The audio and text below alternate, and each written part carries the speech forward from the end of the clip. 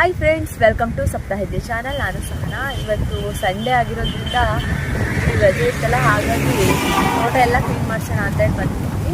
So ಅದಕ್ಕೆ ಇವತ್ತು ಏನೇನು ಕಾಳು ಹಾಕ್ತಿದ್ವಿ ಅಂದರೆ, ಹೋದ ಸರಿ ಅಲಸಂದೆ ಕಾಳು ಹಾಕಿದ್ವಿ, ಈ ಸರಿ ತೊಗರಿ ಕಾಳನ್ನು ಹಾಕ್ತಾ ಇದ್ದೀವಿ. ಜೊತೆಗೆ ಮನೇಲಿ ಏನೇನೋ ಕಾಳುಗಳೆಲ್ಲ ಇದ್ವು, ಅದನ್ನೆಲ್ಲ ಖಾಲಿ ಜಾಗ ಇದೆಯಲ್ಲ ಅಲ್ಲಿ ಹಾಕೋಣ ಅಂದ್ಕೊಂಡಿದ್ವಿ. ಆರ್ವಿಕಾ ಮನೆಗೆ ಕರ್ಕೊಂಬಂದು ಅದನ್ನೆಲ್ಲ ಹಾಕ್ತೀವಿ. ಸೊ ಆರ್ವಿಕಾ ಮನೆಯನ್ನು ಮನೇಲಿ ಬಿಟ್ಟು ನಾವಿಬ್ಬರು ತೋಟಕ್ಕೆ ಬಂದಿದ್ದೀವಿ.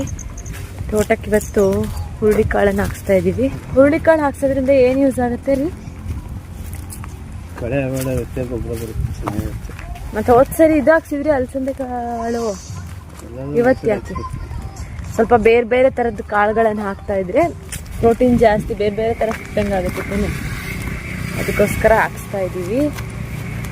ಆರ್ವಿಕಾ ಮನೇನ ಕರ್ಕೊಂಬಂದು ಹಾಕ್ಸೋಣ ಅಂತ ಅಂದ್ಕೊಂಡಿದ್ವಿ, ಬಟ್ ಅವರು ಬರಲ್ಲ, ನಾವು ಮನೇಲೆ ಆಟ ಆಡ್ತೀವಿ ಅಂದರು.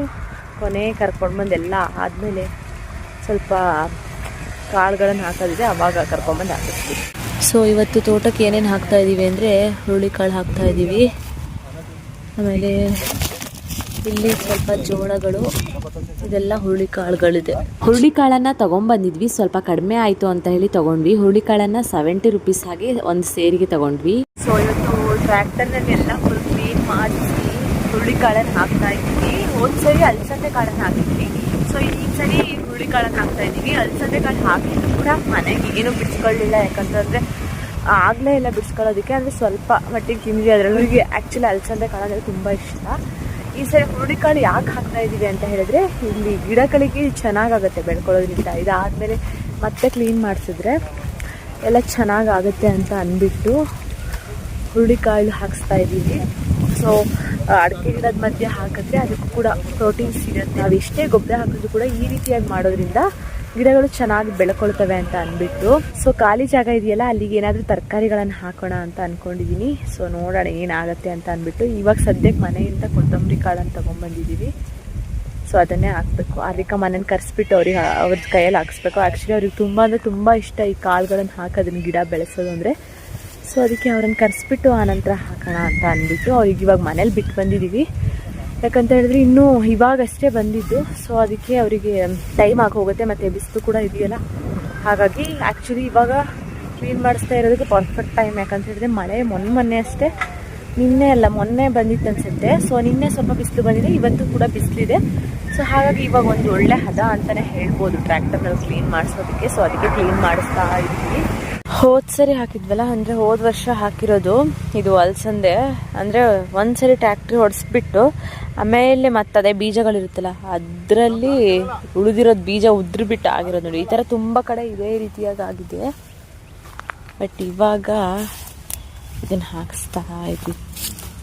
ಸೊ ಗಿಡಗಳು ತುಂಬ ಹೋಗಿದ್ದಾವೆ, ಗಿಡನೂ ಕೂಡ ತುಂಬ ಹಾಕಬೇಕು. ಏನಾಗಿದೆ ಅದು ತೋರಿಸ್ರಿ, ಏನಾಗಿದೆ? ಕೊಳೆ ರೋಗ. ಕೊಳೆಗಳೆಲ್ಲ ಇಷ್ಟು ಫಾಸ್ಟಾಗಿ ಬೆಳೆಯೋದೇ ಇಲ್ಲ. ಇದಂತೂ ಮರ, ಅದು ಎಷ್ಟು ಫಾಸ್ಟಾಗಿ ಬೆಳೆಯುತ್ತಲ್ಲ. ಎಂಥ ಮರ ಹೇಳ್ರಿ ಇದಕ್ಕೆ? ಏನು ಹೇಳ್ತಾರೆ?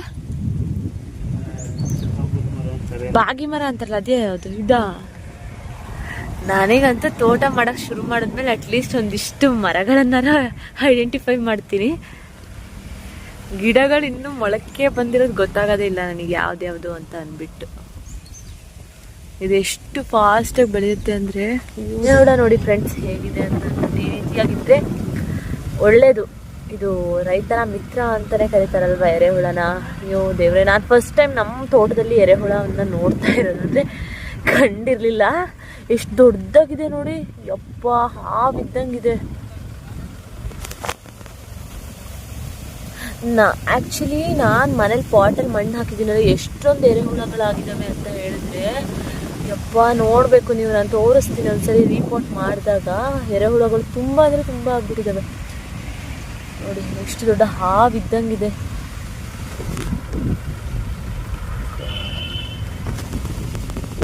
ಆರ್ವಿಕಾ ಮನೆಗೆ ಬಂದಿದ್ರು ತೋರಿಸ್ಬೋದಾಗಿತ್ತು. ನನಗೆ ಆ್ಯಕ್ಚುಲಿ ಅವರಿಗೆ ಕರ್ಕೊಂಬರೋದಕ್ಕೆ ಅದಕ್ಕೆ ಇಷ್ಟ, ಇದನ್ನೆಲ್ಲ ತೋರಿಸೋಣ ಅಂತ ಅಂದ್ಬಿಟ್ಟೆ. ನಾವೇನೇ ಇದ್ರಲ್ಲಿ ಪಿಕ್ಚರಲ್ಲಿ ತೋರಿಸಿದ್ರು ಕೂಡ ಡೈರೆಕ್ಟಾಗಿ ಏನು ತೋರಿಸ್ತೀವಲ್ವ, ಅದು ಪ್ರಾಕ್ಟಿಕಲಾಗಿ ಅವ್ರು ನೋಡಬೇಕು, ಪ್ರಾಕ್ಟಿಕಲಾಗಿ ಮಾಡಬೇಕು. ಆವಾಗಲೇ ನೆನಪಲ್ಲಿ ಇರುತ್ತೆ. ನನಗೂ ಅಷ್ಟೇ ಮೊದಲಿಂದ ನಾನು ಇವಾಗ ಪ್ರಾಕ್ಟಿಕಲಾಗಿ ನಾನು ನಮ್ಮನೇಲಿದ್ದಾಗ ಮಾಡಿರೋದ್ರಿಂದನೇ ನನಗೆ ಇವಾಗ ಕೆಲಸಗಳು ಅಟ್ಲೀಸ್ಟ್ ಒಂದು ಐಡಿಯಾ ಇದೆ. ಈಗ ಮಾಡ್ಬೋದು ಅಂದಿದ್ರು. ಇಲ್ಲ ಅಂದಿದ್ರೆ ಎಲ್ಲ ಆಗುತ್ತೆ ಅಲ್ವಾ. ಇಲ್ಲಿ ಗಿಡ ಬರುತ್ತಲ್ಲ ಆ ಬೀನ್ಸ್ ಮತ್ತು ಏನು ಪಾಲಕ್ ಸೊಪ್ಪನ್ನು ಹಾಕಿದ್ದೀವಿ. ಆಮೇಲೆ ಕೊತ್ತಂಬರಿ ಬೀಜ ಹಾಕಿದ್ದೀವಿ. ಯಾವ್ದಾದ್ರು ಬರುತ್ತೋ ಗೊತ್ತಿಲ್ವ. ಆದರೆ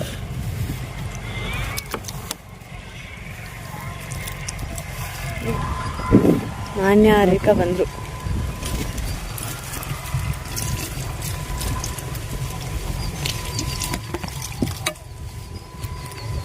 ನಾಣ್ಯ ಬಂದು ಇವಾಗ ಇಬ್ರು ಮನೇಲಿದ್ರು. ಏನ್ ಊಟ ಮಾಡಿದ್ರಿ?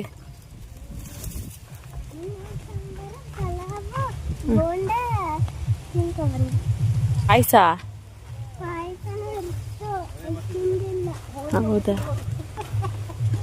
ಮಾನ್ಯ ಬಂದ ತಕ್ಷಣನೇ ಜೋಳ ಅವಳಿಗೋಸ್ಕರನೇ ತಗೊಂಡಿರೋದು ಜೋಳನ.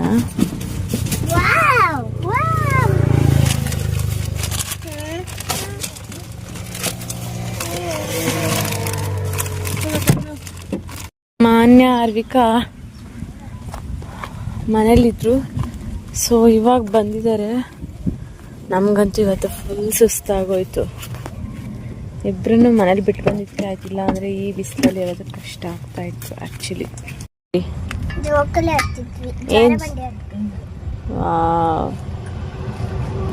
ಇವರಿಬ್ರು ಇವತ್ತು ಮನೇಲೇ ಬಿಟ್ಟು ಬಂದಿದ್ವಿ. ನಾವಿಬ್ರು ಇವತ್ತು ತೋಟಕ್ಕೆ ಬಂದಿದ್ವಿ. ಸೊ ಇವತ್ತು ತೋಟಕ್ಕೆ ಬಂದು ಫುಲ್ ಸುಸ್ತಾಗ್ಬಿಟ್ಟಿದೆ ಇಬ್ಬರಿಗೂ. ನಿಮ್ಮಿಬ್ರಿಗೂ ನಾವಿವಾಗಲೇ ಇದೆಲ್ಲ ಸೀಡ್ಸ್ ಎಲ್ಲ ಹಾಕಾಯಿತು. ನೀವು ಬೇಗ ಬಂದಿದ್ರೆ ಆಗ್ಬೋದಾಗಿತ್ತು ಅಲ್ವಾ. ಆರ್ವಿಕಾ ಹೂ ಮುಡ್ಕೊಂಡು ಎಷ್ಟು ಚೆನ್ನಾಗಿ ರೆಡಿಯಾಗಿದ್ದಾಳೆ ಇವತ್ತು. ಆ್ಯಕ್ಚುಲಿ ಆರ್ವಿಕಾ ಮಾನ್ಯ ಇಬ್ಬರು ಕೈಯಲ್ಲೂ ಕೂಡ ಸೀಡ್ಸ್ಗಳನ್ನು ಹಾಕ್ಸೋಣ ಅಂತಲೇ ತೊಗೊಂಬಂದಿದ್ದೆ. ಅಂದರೆ ಅವ್ರಿಗೆ ಇಷ್ಟ ಆಗೋದೇನು ತೊಗೊಂಬಂದಿರಲಿಲ್ಲ. ಅವರು ಆ್ಯಕ್ಚುಲಿ ಸ್ಟ್ರಾಬೆರಿ ಹಾಕಬೇಕು ಅಂತಿದ್ರು. ಬಟ್ ಈ ವೆದರ್ಗೆ ಬರಬೇಕಲ್ಲ. ಅದರಲ್ಲೂ ಈ ಮಣ್ಣು ಹೇಗೆ ಅಂತ ಹೇಳಿದ್ರೆ ಫುಲ್ ಕಲ್ಲು, ಇದನ್ನು ಕಲ್ಲು ಹೊಲ ಅಂತಲೇ ಕರೀತಾರೆ. ಅಂದರೆ ಫುಲ್ ಈಸಿಯಾಗಿ ಹೋಗೋದಿಲ್ಲ ಯಾವುದೇ ಆದ್ರೂ. ಅಂದರೆ ಸ್ಟ್ರಾಬೆರಿ ಸ್ವಲ್ಪ ಚೆನ್ನಾಗಿರೋ ಪ್ಲೇಸಲ್ಲಿ ಬೆಳೆಯುತ್ತೆ ಅಂತ ಅನಿಸುತ್ತೆ. ನನಗೂ ಗೊತ್ತಿಲ್ಲ, ನಾನು ಈಗ ಬೆಳೆದ್ರೆ ಇದೇ ಫಸ್ಟ್ ಟೈಮ್ ಬೆಳೆಯೋದಾಗಿರುತ್ತೆ. ಸೊ ಹಾಗಾಗಿ ಈ ಸರಿ ಬೇಡ ಅಂತ ಅಂದ್ಬಿಟ್ಟು ಆ್ಯಕ್ಚುಲಿ ಇವಾಗ ಹಾಕ್ಬೋದಾಗಿತ್ತು. ಯಾಕಂತ ಹೇಳಿದ್ರೆ ನಾವು ಮಣ್ಣು ಹೊಡೆಸಿರೋದ್ರಿಂದ ಮಣ್ಣು ಕೂಡ ಸ್ವಲ್ಪ ಸ್ಮೂತಾಗೇ ಇತ್ತು. ಸೊ ಹಾಗಾಗಿನೇ ನಾವು ಕ್ಯಾರೆಟ್ ಹಾಗೆ ಬೀಟ್ರೂಟ್ ರ್ಯಾಡಿಶ್ ಎಲ್ಲ ಹಾಕಿದ್ದೀವಿ. ಬಟ್ ಅದು ಹೇಗೆ ಬರುತ್ತೆ ನೋಡೋಣ. ಅದು ಬಂದಾದಮೇಲೆ ಇವ್ರು ಇಷ್ಟಪಡುವಂತಹ ಸ್ಟ್ರಾಬೆರಿ ಹಾಕೋಣ ಅಂತ ಅಂದ್ಬಿಟ್ಟು. ಸೊ ಇವತ್ತು ಅಟ್ಲೀಸ್ಟ್ ಇದೇನು ಕೊತ್ತಂಬರಿ ಬೀಜಗಳು ಏನೇನು ತೊಗೊಬಂದಿದ್ವಿ ಅದನ್ನಾದರೂ ಹಾಕ್ಸೋಣ ಅಂದ್ಕೊಂಡ್ವಿ. ಬಟ್ ಅವರನ್ನು ಮನೇಲಿ ಬಿಟ್ಟು ಬಂದಿರೋದ್ರಿಂದ ಆಗಲಿಲ್ಲ. ಅವರು ಸಂಜೆ 5:30 ಆಗಿತ್ತು ಅನಿಸುತ್ತೆ ಅಲ್ಲಿ ತೋಟಕ್ಕೆ ಬರ್ತಾ. ಸೊ ನಮ್ಮ ಕೆಲಸನೂ ಕೂಡ ಮುಗ್ದಿತ್ತು. ಸೊ ತೋಟ ಎಲ್ಲ ಅಡ್ಡಾಡ್ಕೊಂಡು ಮನೆಗೆ ಹೊರಡೋ ಅಷ್ಟೊತ್ತಿಗೆ ಟೈಮ್ ಆಗಿ ಹೋಗಿತ್ತು. ಮನೆಗೆ ನಾವು ರೀಚ್ ಆಗ್ತಾ 7:30 ಆಗಿತ್ತು ಅಂತ ಅನಿಸುತ್ತೆ. ಬೆಳಿಗ್ಗೆ 10 ಗಂಟೆಯಿಂದ 7:30ವರೆಗೂ ತೋಟದಲ್ಲೇ ಟೈಮ್ ಸ್ಪೆಂಡ್ ಮಾಡಿರೋದಾಗಿದೆ. ಸೊ ಇವರಿಬ್ಬರು ಹೊತ್ತು ನಮ್ಮಿಬ್ಬರಿಗೂ ಎಷ್ಟು ಚೆನ್ನಾಗಿ ಕೋಆಪ್ರೇಟ್ ಮಾಡ್ತಾರೆ ಅಂತ ಹೇಳಿದ್ರೆ, ಸ್ವಲ್ಪನೂ ಹಠ ಮಾಡ್ದೇ ಮನೇಲಿ ಆರಾಮಾಗಿ ಆಟಾಡ್ಕೊಂಡಿರ್ತಾರೆ.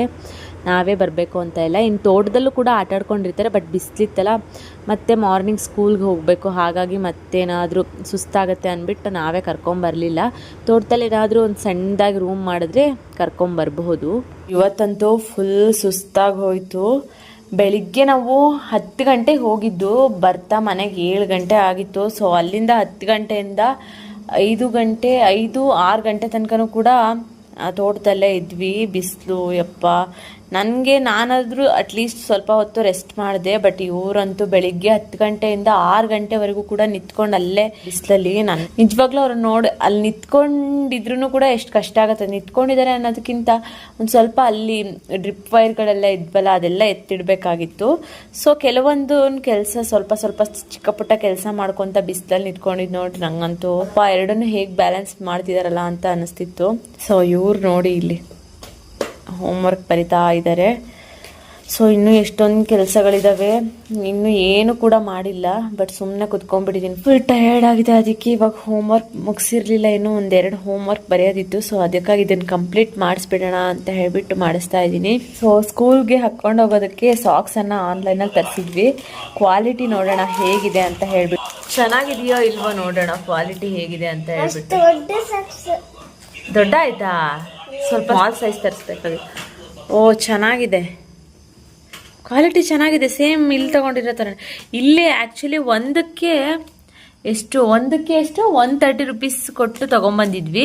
ಬಟ್ ಇಲ್ಲಿ ನೋಡಿ 5 ಪೀಸ್ಗೆ 180 ರುಪೀಸ್ ಅನ್ಸುತ್ತೆ. ವರ್ತ್ ಅನ್ಸುತ್ತೆ ಇದು ಆ್ಯಕ್ಚುಲಿ. ಸೊ ಚೆನ್ನಾಗಿದೆ, ಕ್ವಾಲಿಟಿ ತುಂಬ ಚೆನ್ನಾಗಿದೆ. ಮತ್ತೆ ಇಲ್ಲಿ ನೋಡ್ಬೋದು, ಇಲ್ಲಿ ಆ್ಯಕ್ಚುಲಿ ಈ ರೀತಿಯಾಗಿದ್ರೆ ಚೆನ್ನಾಗಿದೆ ಅಂತ ಹೇಳ್ಬಿಟ್ಟು. ಬಟ್ ನನ್ನ ಹತ್ರ ಇನ್ನೂ ಸಾಕ್ಸ್ ಇದೆ, ಬಟ್ ಅದಷ್ಟೊಂದು ಈ ರೀತಿಯಾಗಿಲ್ಲ. ಇಬ್ಬರಿಗೂ ಆಗುತ್ತೆ ಅಂದ್ಬಿಟ್ಟು 5 ಪೇರ್ಸ್ ಬಂದಿದೆ.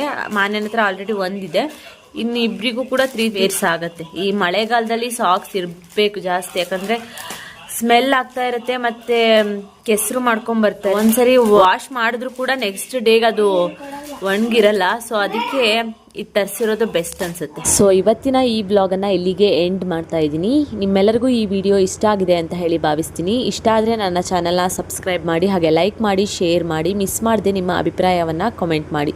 Thank you for watching. Have a good day with lots of love. Bye.